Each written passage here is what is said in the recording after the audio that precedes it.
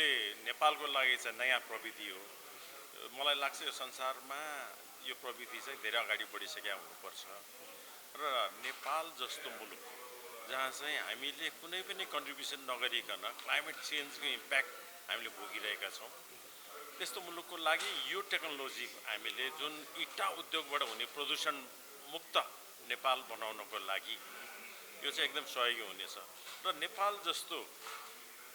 पहाडले घेरिएको मुलुकमा जहाँ इट्टाहरू चाहिँ तराईबाट पहाड हिमाली क्षेत्रमा लानुपर्ने अवस्था छ, त्यस्तो अवस्थाबाट उन्मुक्ति पाउनको लागि र कम मूल्यमा पहाडी भूभागमा चाहिँ इट्टा उत्पादन गर्नको लागि यो टेक्नोलोजी हामीले यसलाई चाहिँ स्वीकार्नुपर्छ र यो टेक्नोलोजी अनुसारै हामीले चाहिँ इट्टाको विकल्प पुरानो जुन इट्टाको चाहिँ प्रविधि छ त्यसको विकल्पमा यो नयाँ इट्टा चाहिँ हामीले ग्रहण गर्नुपर्छ र यसमा स्थानीय सरकार, प्रदेश सरकार, नेपाल सरकार र सम्पूर्ण उपभोक्ताहरू जो आम जनमानससम्म पनि यो कुराहरू पुग्नुपर्छ र यो इट्टाको उत्पादनले नेपालमा प्रदूषणलाई पनि कम गर्ने र सँगसँगै यो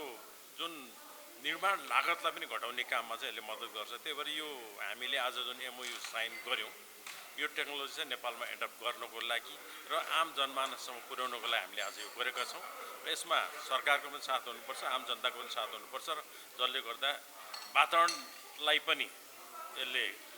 स्वच्छ बनाउनलाई मद्दत गर्छ र सँगसँगै यसको लागतलाई पनि घटाउन मद्दत। संस्थाले चाहिँ अहिले उहाँहरूको प्रयास चाहिँ के छ भन्दा यो प्रविधिको पहिचान गराउने र सँगसँगै यो प्रविधि चाहिँ आम जनजनमा पुर्याउने, नेपालको कुना काप्चासम्म पुर्याउने उहाँले प्रयास गरेको देखिन्छ। किन उहाँले जुन यो सो देखाउनु भयो त्यसमा चाहिँ नेपालको सम्पूर्ण पहाडी भूभागमा उहाँहरूले घुमेर यसको सम्भावनाहरू अध्ययन गरेर यसमा लाग्ने लागतलाई चाहिँ कति कम हुन्छ भन्ने कुरा देखाउनु भएको छ र यसरी यो इट्टा उत्पादनमा हुने लागतलाई चाहिँ न्यून गर्नको लागि यो प्रविधि हामीले एडप्ट पनि गर्नुपर्छ र यसले गर्दाखेरि चाहिँ पहाडी भूभागमा बन्ने भवनहरूमा जसरी हामीले ढुङ्गा माटो प्रयोग गर्थ्यौँ त्यसको विकल्पको रूपमा यो आउनेछ र यसले चाहिँ यो निर्माण लागत चाहिँ एकदमै कम गर्नलाई मद्दत गर्छ भन्ने कुरामा चाहिँ हामी विश्वस्त छौँ। खालि यो इट्टाबाट हुने राम्रा पक्षहरूको विषयमा त जानकारी पायौँ र मैले अनुभूति गरेको कुरा चाहिँ के छ भने यो इट्टामा जुन यसको चाहिँ तौल छ त्यो तौलको कारणले नेपाल जस्तो भूकम्पीय जोखिम युक्त मुलुकको लागि चाहिँ यसले कुनै किसिमको चाहिँ हानि नोक्सानी पुर्याउने, भूकम्पीय जोखिम भएको हुँदाखेरि भूकम्प पछाडि यसले चाहिँ कुनै नोक्सानी पुर्याउँछ कि भन्ने मैले जुन जिज्ञासा राखेँ त्यसमा चाहिँ उहाँहरूले के भन्नुभयो भने यो हामीले जुन इट्टाहरू प्रयोग गरेका छौँ त्यो इट्टाभन्दा यो चाहिँ कम जोखिमपूर्ण छ भनेर उहाँले भन्नुभयो र उहाँले भन्नुभएको कुरालाई नै मान्ने हो भने र त्यो साँच्चै नै हामीले प्रयोग गर्ने इट्टा र ढुङ्गाभन्दा यो चाहिँ कम जोखिमपूर्ण छ भने यो टेक्नोलोजीलाई चाहिँ हामीले एडप्ट गर्नुपर्छ। तर उहाँहरूलाई मेरो अनुरोध के छ भन्दा यसलाई चाहिँ यसको जुन तौल छ त्यो तौललाई चाहिँ कसरी कम गर्न सकिन्छ भन्ने कुरामा अझ थप अध्ययन गरेर यसको तौललाई कम गरेर पक्कै पनि एउटा 2.5 केजी तौल भएको वस्तु र 1 केजी तौल भएको वस्तुले प्रहार गर्दाखेरि 2.5 केजी तौल भएको वस्तुले उहाँले जति नै भने पनि बढी क्षति पुर्याउँछ भन्ने कुरा चाहिँ यो सर्वमान्य सिद्धान्त हो। त्यही भएर यसलाई चाहिँ कम तौलमा बढी प्रभावकारी कसरी बनाउने र यो इट्टाको लाइफको विषयमा पनि केही पुरातन शैलीले इट्टा उत्पादन गर्ने उत्पादकहरूले कुरा उठाउनु भएको छ। हाम्रो इट्टाहरू चाहिँ 2500 वर्ष अगाडिदेखि लुम्बिनीमा पनि अहिलेसम्म पनि अहिले पनि दुरुस्त छ। यो सिमेन्टको आयु भनेको 50 वर्ष हो त्यही भन्नुभयो। तर मलाई के लाग्छ भने कुनै पनि प्रविधि भित्राएर 50 वर्ष नै त्यसले चाहिँ आयु दिन्छ भने र त्यसले वातावरणीय प्रभाव मूल्याङ्कनलाई चाहिँ वातावरणीय प्रभावलाई चाहिँ कम गर्छ र त्यसले चाहिँ लाग्ने लागतलाई कम गर्छ भने त्यति नै भए पनि हामीले त्यसलाई चाहिँ स्वीकार्नुपर्छ जस्तो लाग्छ। इन्डोनेसिया एउटा चाहिँ विदेशी लगानीको एउटा कम्पनी हो नेपालको कन्टेक्स्टमा र यो कम्पनीले चाहिँ नयाँ किसिमको नन फायर ब्रिक प्रोडक्सन्स गर्ने भन्ने अब्जेक्टिभ्सले चाहिँ नेपालमा दर्ता भएको एउटा उद्योग हो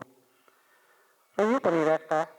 हामीले उद्योगहरू चाहिँ संसारमा उद्योगहरूको यसो हिस्ट्रीहरू हेऱ्यौँ भने तपाईँ हामीले आजको 20 वर्ष अगाडि फेसबुक भन्ने उद्योग देखेको थिएन तर हामीले के देखेको थियो भने कोड्याक भन्ने उद्योग देखेको थियो र कोड्याक भन्ने उद्योग चाहिँ आज छैन होइन यो 2011बाट नै लिक्विडेट भइसक्यो तर फेसबुक चाहिँ आज जबरजस्त ठुलो भएर आइरहेको छ भनेको संसार चाहिँ डिस्ट्रक्टिभ टेक्नोलोजीहरूले चेन्ज भइरहेको छ र हामीले यो इटा उद्योगको सन्दर्भमा कुरो गर्ने हो भने इटा उद्योग संसारको 10औं वर्ष पुरानो उद्योग हो सभ्यतासँगै बनेको मानव सभ्यता जब चाहिँ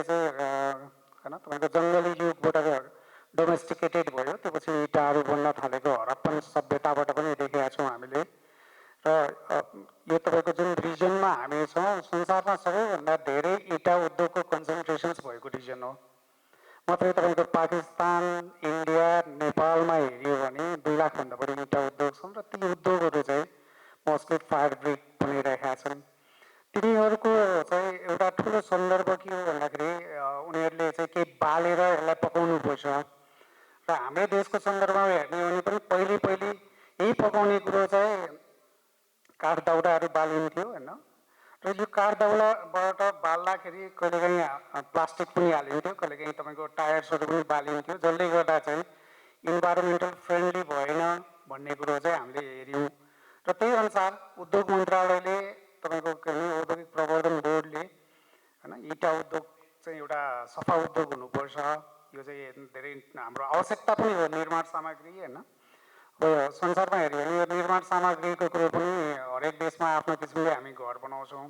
हाम्रो रिजनमा हो धेरै इटा युज गर्ने अमेरिकातिर हेऱ्यो भने धेरै काठको घर बन्ला होइन कोरिया जापानतिर हेऱ्यो भने धेरै तपाईँको चाहिँ इपिएस होइन तपाईँको अहिले चाहिँ नेपालमा पनि बन्न थालेको छ एक्सपान्डेबल पोलिस्टर्सहरूको प्यानल्सबाट चाहिँ घर बन्छ होइन अहिले प्रि इन्जिनियर्ड बिल्डिङ्सहरू पनि बन्न थालेको छ हाम्रोमा कति उद्योगहरू त्यसरी बनिसकेका छन्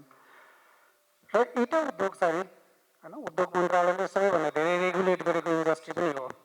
यो अर्थमा कि उद्योगमा प्रयोग हुने प्रविधिलाई नजिकबाट चाहिँ यो प्रविधि तिमीले युज गर्न पाउँछौ यो पाउँदैनौ भनेर चाहिँ भनिने उद्योग चाहिँ इटा उद्योग हो भर्खरै मात्रै 2-3 महिना अगाडि हामीले चाहिँ नेपालमा भेरी ट्रेडिसनल प्रविधिको इटा उद्योगहरू चाहिँ दर्ता गर्न नदिने भनेको छ होइन जुन तपाईँको मुभिङ बोल्ड ट्रेन्स भन्ने छ भने हामीले फिक्स चिम्नी राख्नुहुन्छ भने तपाईँहरू चाहिँ जिगज्याग फायरिङ गर्नुहोस् अझ त्योभन्दा परिष्कृत टेक्नोलोजीहरू चाहिँ होइन हफम्यान क्लिन्स अथवा चाहिँ हाइब्रिड हफम्यान क्लिन्सहरू युज गर्नुहोस् त्योभन्दा कमसल प्रविधिहरू चाहिँ हामी दर्ता गर्दैनौँ त्यो राखेर इटा उद्योग भनेर हामीले पोलिसी पनि ल्याइसकेका छौँ यो भनिराख्दा इटा उद्योगमा चाहिँ कोइला खपत हुन्छ र भर्खरै हामीले के देख्यौँ भन्दाखेरि चाहिँ काठमाडौँमा हामी सबै बस्नुले झन् 2 हप्ता जति एउटा चाहिँ बिगर पोल्युटेड कन्डिसन्स पनि भोग्यौँ हामीले र इन्टरनेसनल्ली हाम्रो देशले विभिन्न महासन्धिहरूमा हस्ताक्षर गरेका छौँ होइन जुन चाहिँ तपाईँ हामीले के देखिरहेका छौँ भने ग्लोबल क्लाइमेट चेन्जले हाम्रो जीवनलाई दिनदिनै गरी चाहिँ थ्रेट पोज गरिरहेको छ र भनिन्छ के पनि भने हिमालको सुन्दरतामा अथवा हिउँको कन्टेन्ट चाहिँ घटिरहेको छ जुन चाहिँ ग्लोबल क्लाइमेट चेन्जको हामीलाई सबैभन्दा ठुलो रिस्क हो नेपाल जस्तो देशलाई होइन त्यसले सौन्दर्यता मात्रै घट्ने होइन पुरा बायोडाइभर्सिटीमा चाहिँ असर गरिरहेको छ र त्यसले चाहिँ डिजास्टर रिलेटेड रिस्कहरू पनि बढाइरहेको छ त्यसको एउटा कन्ट्रिब्युटरी फ्याक्टर्स के भने कोल कन्जम्सन्स हो होइन कोलसँग चाहिँ ब्ल्याक कार्बन सुट्सहरू गएर चाहिँ हिमालयमा डिपोजिट भइरहेको छ भनेपछि हाम्रो होल उद्देश्य के छ भन्दाखेरि चाहिँ हामी कसरी क्लिनर फ्युलबाट चाहिँ इन्डस्ट्रीहरू चाहिँ अपरेट गर्ने भन्ने कुरो छ र उद्योग मन्त्रालयले जुन औद्योगिक नीति लिएको छ के अरे 2067मा हामीले रिभाइज गरेको इन्डस्ट्रियल पोलिसीमा पनि सस्टेनेबल इन्डस्ट्रियल डेभलपमेन्ट हाम्रो पोलिसी हो द्याट मिन्स कसरी हुन्छ उद्योग व्यवसायहरूलाई चाहिँ होइन राम्रो सस्टेनेबल चाहिँ इनर्जी सोर्सहरू युज गरेर अपरेट गराउने र उहाँहरूको बिजनेसलाई सस्टेन गराउने भन्ने कुरो हो त्यो अर्थमा हामीले चाहिँ सबै किसिमका इटा उद्योगका प्रोड्युसर्सहरूलाई हाम्रो इक्वल ट्रिटमेन्ट हुन्छ गभर्मेन्टको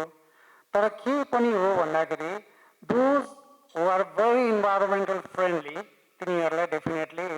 विल एक्सेप्ट मोर होइन किनभने देशको नीति नै के भन्दाखेरि चाहिँ तपाईँको चाहिँ सस्टेनेबिलिटीको फ्रेमवर्कमा चाहिँ इन्डस्ट्री अपरेट गर्ने र मलाई के लागिरहेको छ भने सिएसआरले जुन प्रडक्सन्स गरिरहेको इँटा छ मैले गएर उहाँको फ्याक्ट्रीहरूमा पनि विटनेस गरेको थिएँ यो हाम्रो लागि अहिले चाहिँ हाम्रो ब्रेक इन्डस्ट्रीको डिस्ट्रक्टिभ टेक्नोलोजी हो र टेक्नोलोजीलाई हामीले हेऱ्यौँ भने संसारमा कुनै टेक्नोलोजी डे टूमा चाहिँ एकदम प्रुभन हुँदैन यो इमर्जिङ टेक्नोलोजी हो इमर्जिङ टेक्नोलोजीलाई चाहिँ म्याच्योर हुन टेक्स नम्बर अफ डिकेड्स होइन त्यो भएकोले चाहिँ होपफुल्ली तपाईँको चाहिँ टेक्नोलोजी आफै चाहिँ म्याच्योर पनि हुँदैन टेक्नोलोजी म्याच्योर हुनको लागि बिजनेस मोडलले त्यसलाई सपोर्ट गर्नुपर्छ त्यो अर्थमा चाहिँ यो इँटाले यदि उपभोक्ताको चाहिँ गुणस्तरीय इँटा पाउने चाहिँ जुन चोइस छ त्यसलाई चाहिँ पुरा गर्छ त्यो चाहिँ सस्तो मूल्यमा पाउने र ड्युरेबिलिटी र सेफ्टीका फिचर्सहरूलाई पनि यसले चाहिँ एस्योर गर्छ भने definitely it will give the some big impact in the construction industry र आजको दिन होइन अब यो चाहिँ कोरियाबाट आएर नेपालमा इन्भेस्ट गर्नुभएको छ उहाँहरूले त्यो इन्भेस्टमेन्टबाट चाहिँ एउटा नयाँ प्रडक्ट ल्याइराख्नु भएको छ त्यो हाम्रो मार्केटमा स्टिल यसलाई चाहिँ म्याचुरेसन्समा लानु छ र त्यो लाने इफोर्टमा उहाँहरूले चाहिँ लोकल गभर्मेन्ट होइन के अरे चाहिँ कन्ट्र्याक्टर एसोसिएसन्स लगायत के अरे चाहिँ प्रोड्युसर्सहरूसँग जुन एमओयू गरिराख्नु भएको छ यसले उहाँहरूको बिजनेस डाइनामिक्सलाई पक्कै पनि सहयोग गर्नेछ र त्यो सहयोगले चाहिँ यदि यो चाहिँ भेरी एक्सेप्टेबल प्रडक्ट छ भने यसले ग्रो गर्नेछ भन्ने होइन के अरे चाहिँ आशा राख्दै अग्रिम शुभकामना दिँदै राम्रो होस् भन्ने शुभकामना पनि दिन चाहन्छु र यति भन्दै फर्दर मैले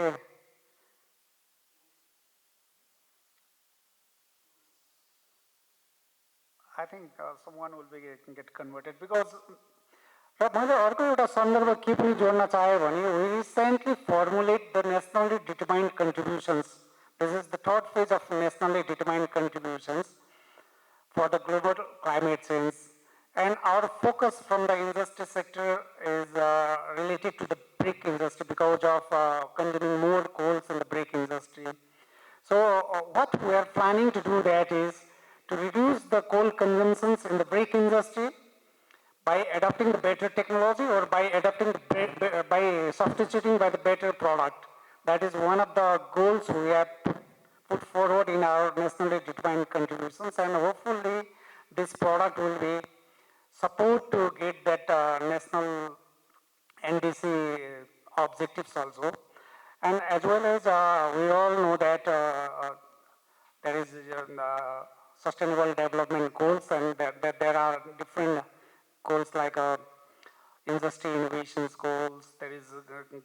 green sustainable productions and consumptions goals. All those goals will be supported by these types of product for the nations. That is all about from my side, and I would like to conclude. May I conclude these sessions, or is okay? I would like to conclude these sessions, and hopefully the persons who came from Korea, they will enjoy the Nepal for a few days. They will look after the business models and all those things. We wish for them the very stay and pleasant stay in Nepal and safely go back to their country. Thank you. Thank you for all. Today is a milestone for our company, for our project, for I believe, the industry itself. We have been working very diligently on the carbon credits to be registered in Nepal through the government and through the UNFCCC as well as VERA, which is a voluntary carbon market registry. And we have successfully registered in both registries, which means that now we are able to claim from the production of the good bricks that we have, a certain amount of carbon credits that is to come. Now, in the world of carbon credit, which is very complex and even I don't understand fully, and the rule keeps on changing every single day, what we know is that we can show to the outside investors the projected amount of carbon credit that we can receive from our project. So for Good Bricks project, for a large size standard machine that we are able to provide through schemes like this today, we're able to reduce about 5,000 tons of CO2 every single year. And we hope to have at least 200, 300 of these sites. Then we can actually reduce a lot of carbon credits throughout many years to come within the country of Nepal. But that also means giving a very durable, quality, cost-effective bricks in the market and to the users. As well as for our brick manufacturer, they can actually transition and be able to earn more profit because the manufacturing cost is cheaper and also there's no inventory burden. We are able to produce all year long in a factory terms using 1/10 of a land, 1/10 of labor. So it will solve a lot of headaches. It will also make the industry prosper and be able to give what the industry needs for transition. I have high respect also for some of the brick kiln owners that are here today that has been running their family business and their businesses for a long, long time, as well as our contractor friends and our FCAN friends and all that. They have been running the industry for a long, long time, and they're all specialists in their field. And a lot of trends are changing, you know. And what we want to bring through the project is a chance and an opportunity to be able to test and be able to see if this is adoptable in the industry. Of course, we have all the data, we have all the examples that you would want to see already, but today through the carbon credit scheme, what we can do is we can pre-sell the carbon credits to come for next 10 years to outside investors. And our company and our consortium is committed to bringing most of or all of its carbon credits back to Nepal and be able to purchase the machineries for our manufacturers to use so that they have a much lower capex barrier to start a new innovative technologies. Our project is very, very unique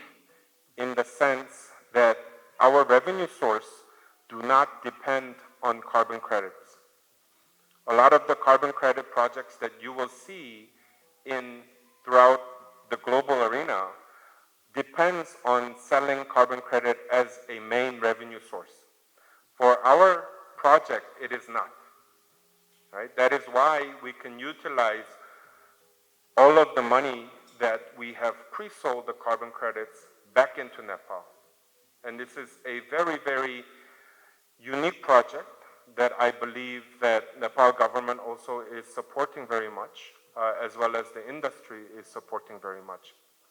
So today is the end of our pre-feasibility study, all right, where we, through, I think Anita, our consultant, will be able to share with you her findings on the most suitable areas for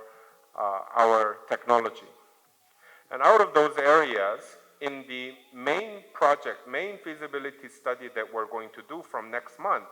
we're going to identify who will be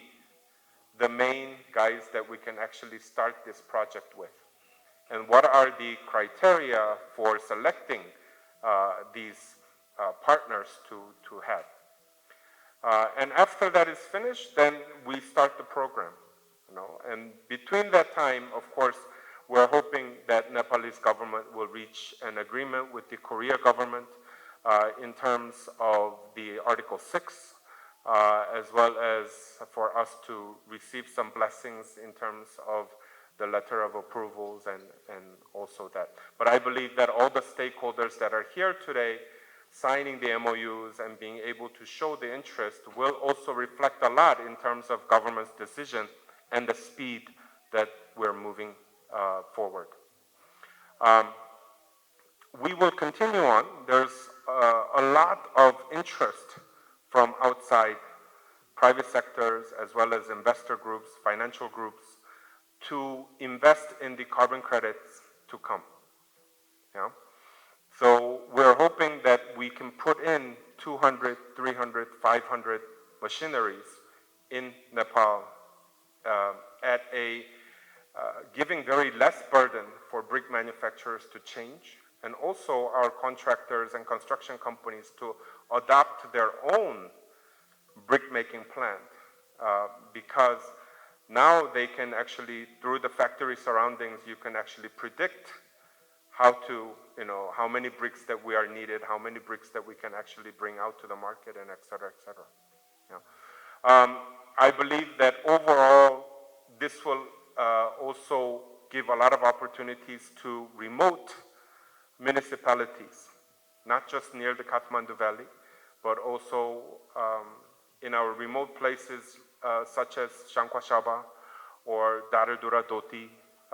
those areas, where the brick prices are 30, 40, 50 rupees because of the transportation. Now we can set up a plant in those areas, and they can stop building the houses with the rocks and muds, and they will be climate change resilient.